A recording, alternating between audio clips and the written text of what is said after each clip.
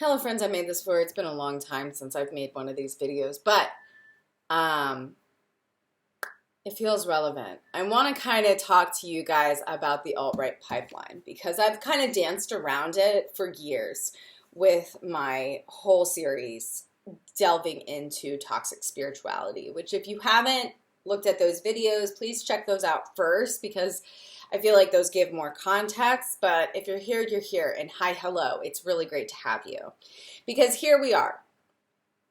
The year is 2025, and I have seen so many people go from hyper spiritual, yoni, goddess, moon work to like the opposite extreme or seemingly opposite extreme, evangelical Christian, which the truth is the two are best friends. They're not enemies. In fact, one seems to be getting the other, one seems to be getting people into the other, right? As someone who grew up in an evangelical household, Southern Baptist, as someone who was in a cult for a year,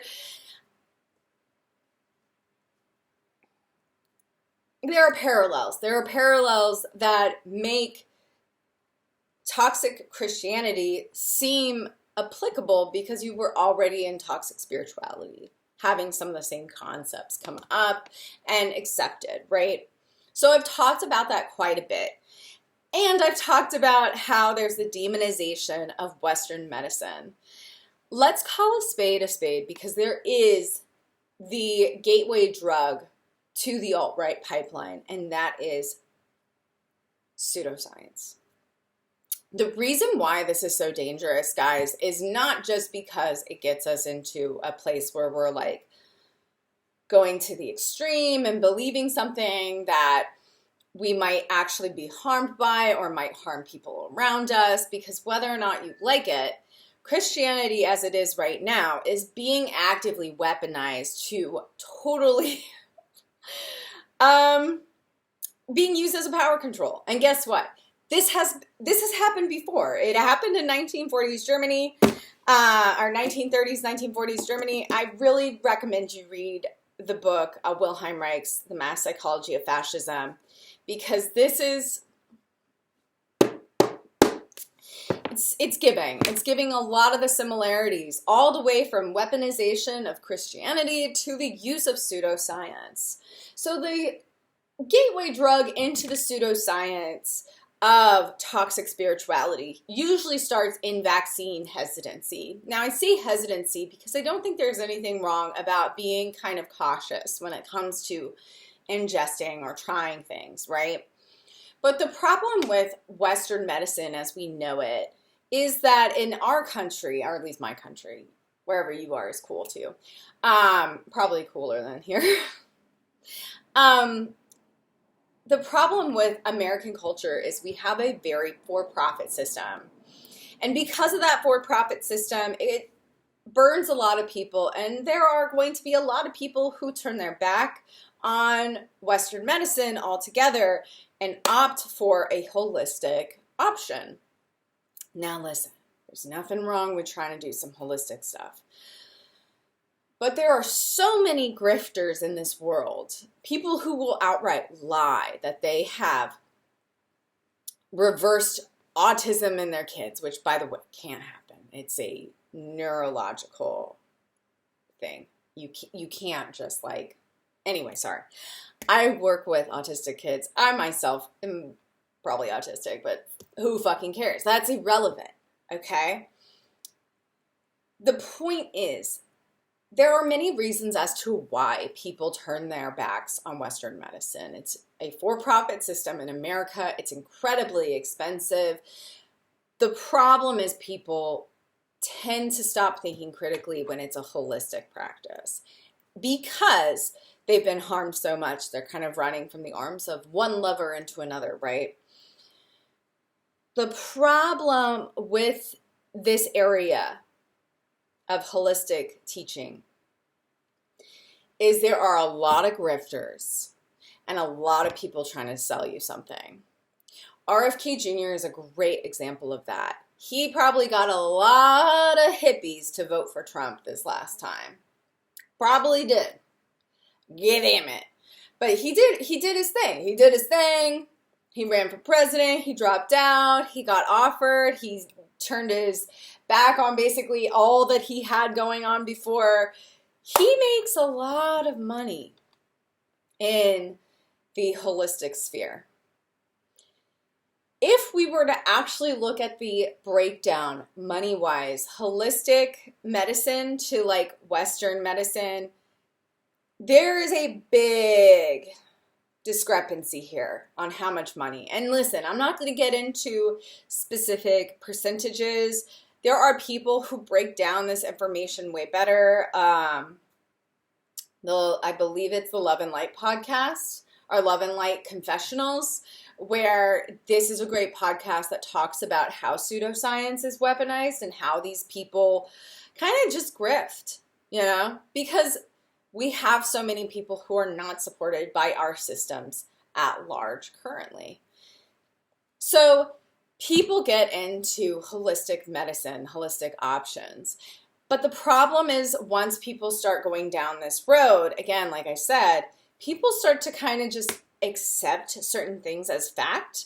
And because we don't have a great schooling system that shows us how to look at a medical paper and break down what is real and what isn't, and how to discern those things, people will look at research and simply accept what is presented to them without asking all the specifics around how this study was done, with how many people, over how long, what were the controls, and because our healthcare system is for profit, all of these well edited publications that are really strict with how they present information, those are being totally just dismissed altogether. We're seeing people throw baby out with the bathwater, and it's nuts because the truth is we are giving too much power to people who are making a lot of money off of our need to be healthy. And that's a human experience, right? So you start by just wanting to find a way to help with your migraines. Then suddenly you're taking supplements for your mood. And then suddenly you're doing this, that, and the third for another thing. And now you're not vaccinating your kids because of a study that has been debunked, but now you have people who are trying to tell you that that study wasn't debunked, and you're willing to believe them. You're willing to believe anecdotal evidence rather than empirical. You're willing to see those things as almost the same because you don't have the discernment, because you were never given the tools to actually know the difference between these two things. And that's the problem. But from there, we get a false sense of superiority. Here, I am the in group. I understand everything that's going on. People in the out group, though, I don't know. I think they just don't know what they're talking about. Then suddenly you're listening to Joe Rogan like he's the Lord and Savior Jesus Christ when it comes to health, when these people don't have a background in healthcare or anything healthcare related, i.e., who do you think I'm going to say? RFK Jr. is the pinnacle of people that do not know what they're speaking about, but keep fucking talking. And here's the problem, friends. Again, pseudoscience has been used throughout history to demonize different groups of people and subjugate them into places where they can be eradicated. Christianity has been used within history to subjugate people into in and out groups to then be eradicated. These are mechanisms within fascism, but we're seeing them repeated today and given a new place in the world because people don't know that context. This book is from 1946, so it couldn't be more in context from the direct time than anything else. So pseudoscience becomes the in the inline, the thing that gets you thinking about it. Specifically, more often than not, the pseudoscience that seems to really drag people from one side to the other in the alt-right pipeline, it's vaccine misinformation. And it's crazy. Back in the day, we didn't have certain characterizations for different cognitive differences within human beings, okay? But the Germans, in their pseudoscience, use something called eugenics. Eugenics is really, well, we created it here in America to help justify the need for slavery because it was used as a way of scientifically explaining why people should own different people. Obviously, that's insane. But the problem with pseudoscience like eugenics is it just won't fucking die because we hear it being repeated over and over. I've heard the president say that Mexican people are good at working on farms. They were made for farm work because their backs don't break. My brothers and sisters, in every line of Christ, that's pseudoscience eugenics, and that justifies subjugating people to a certain job or to not be in certain parts of society because they are only suitable for that one. That's the problem. In the book, The Mass Psychology of Fascism by Wilhelm Reich, there's quite a bit brought up about Hitler's race theory. His race theory was just based in pseudoscience. And that's why I have a problem with RFK Jr.'s wanting to make a list of people with autism and all these other things under the guise of like understanding autism while also just throwing out any data he doesn't like because it doesn't succeed in giving him the results that would support his thoughts. Where are the free thinkers? Is because we've done it before as humans. We have already subjugated people like this before. And if you are like me, if you are a witch that cares about people who are neurodivergent, if you're a witch that cares about not repeating history, if you're just a person who doesn't want people to suffer and die, you should be paying attention to things like that, right?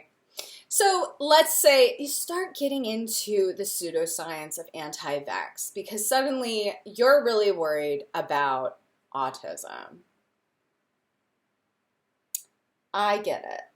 People on the extreme end of supports that need supports with autism, I understand that is overwhelming, that is really frustrating, and that for some parents, they want to find a cure so that their child can live comfortably and happily like every other child. The problem with pseudoscience, guys, and I can say this a million times, is it's not real. It's false hope. Whether it's telling you that seed oils are trying to kill you, which there is not very good evidence of that, if any, or whether it's this idea that sunblock gives you skin cancer, which as someone with a family of skin cancer, I can tell you my grandpa died of skin cancer, not because he had too much access to sunscreen. It was because he grew up having none. Also, guys, there used to not be so many holes in the ozone. We don't have as much protection. So protect yourself before you wreck yourself. The problem with pseudoscience is that it gives us a false sense of hope, a false sense of understanding, and it's a tool for fascism. So what do we do with this information? If this is the alt-right pipeline, if this is the in-group, you start with just being a little suspicious of vaccines, and now you are all of a sudden finding yourself just not sure what to do. Well, guess what? There's something there to help you. toxic Christianity. It's repurposed toxic spirituality, but with more structure, more understanding of like a finite thing. And again, it helps with the idea of giving you a sense of superiority. There are studies that actually show that Christians are much faster at forgiving themselves, but much slower at forgiving others, which is really fascinating. There's also less of a sign to kind of like apologize within those groups, because ultimately, why would you apologize to someone if you are already forgiven by the God above himself, right? Now, I've talked about this for years on this little subgroup when it comes to toxic spirituality, but it needs to be repeated. One extreme to the other does not mean that we are simply healing. It just means we're putting all of those extremes into a new box. And the thing that I think is really comforting about this new box is that it is very strict. It's very structured. And for people who maybe had all these ups and downs and toxic spirituality, it can feel so incredibly nourishing to have a set of instructions that's clear and concise. Because again, friends, Christianity as it's being used today, I truly, truly believe is being weaponized as a way of creating control. I believe this is my theory, and of course you're here listening to it, but you should also just get out and read books, touch some grass. Touching grass isn't enough. I need men in power to suffer. Whoopsies. So, what do I mean by like how Christianity is weaponized? Well, in Wilhelm's book, The Mass Psychology of Fascism, he literally talks about how Christianity was being used as a method of controlling people. In an edict about having to do with education, Adolf Hitler literally talks about how education, public education, needs to be used to get children to love Germany and its values. Values that are strictly Christian. Now, what does that look like in Nazi Germany? Why would they follow a religion that focuses on a Jewish man when they hate the Jews? That doesn't make sense, right? Well, it's easy if you just lie. If you just say, well, this isn't an actual Jewish man because he's the Son of God. And look, they killed our Savior. Which is still repeated to this day. That's what's crazy to me. Like, Jesus was literally a Middle Eastern Jew from Palestine, but fuck me, right? That's one way that it's used, has been used in history. But the value system, pay attention to that, kids, because that's important too. This hyperfixation on Christian values as being an important role in our society and the function of its society, copy-pasted, used right now. It's literally copy-pasted, used right now because it's a hyperfixation on a very finite understanding of the Bible. Now, I know a lot of people who are Christian. I have a lot of friends who grew up in the church. The point that I really want to make is that when it comes to this understanding of Christianity, we need to understand how it is weaponized, how it's being weaponized right now in reference to the past, because it's not much different. And I think if we start to look at that, we'll see less people falling to the alt-right extremist pipeline, but also we can understand how misinterpretation is so easy, or how weaponization of scripture is so easy. One of the other things that the Nazis did in order to obtain this version of Christ that upheld their worldview was changing certain concepts around even the crucifixion. So instead of seeing Christ on the cross as the lamb, which is how it's supposed to be perceived, or at least in my understanding growing up, the greatest sacrifice of all, It was replaced with the eternal flame to showcase how Germany and Germans could highlight themselves as being reflections of that selflessness without it seemingly weak. So this is the thing that I think we need to really be aware of. The alt-right pipeline is almost always started by pseudoscience. Check your sources. If it's on an Instagram reel, that's not a real source. If it is a study that you see clips from a podcast, I would look up that study from the podcast and see, does this actually have any merit? What is the actual breakdown of the experiment that allows us to come to this conclusion? Discernment is not easy, especially right now, since it's a lot of fight or flight out here, guys. It really is. Because of the state of the world, we might really be pushed into places that we wouldn't normally go.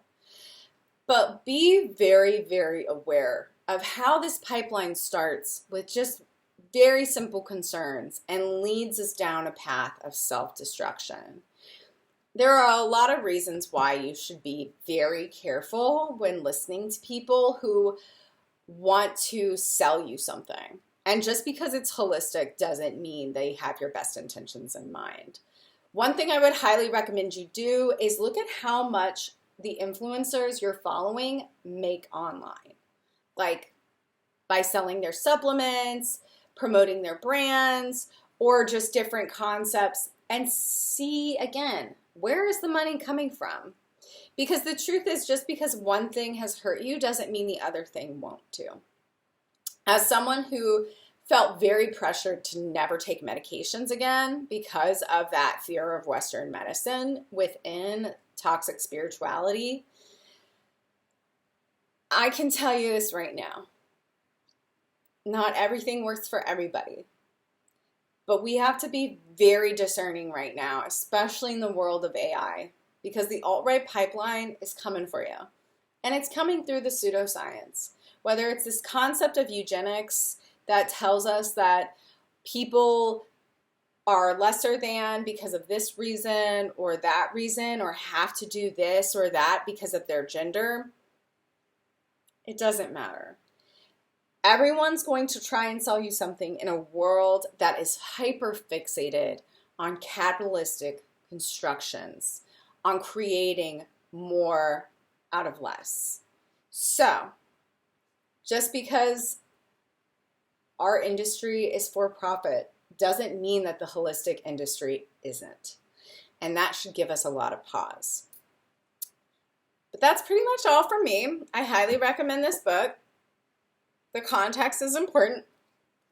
I also highly recommend They Thought They Were Free. That's where you can kind of see more of their spiritual belief systems. The Nazis had a lot of spiritual ideas. Again, kind of like toxic spirituality and toxic Christianity, where there's certain things that are being picked out and picked apart in order to justify certain evils or subjugating certain peoples, right? And of course, last but not least, Eichmann in Jerusalem by Hannah Arendt. It's a report on the banality of evil, because sometimes people do evil things not because they are just innately evil, but because they think that they're doing the right thing. Kind of brings us back to my first video, the honest grifter. So, with that said, be on alert. Be aware, be critical of what's going on around you, and do yourself a big favor. Don't let the bastards grind you down. I am sorry that this time in history is so hard. I am so sorry that we are having to redo this.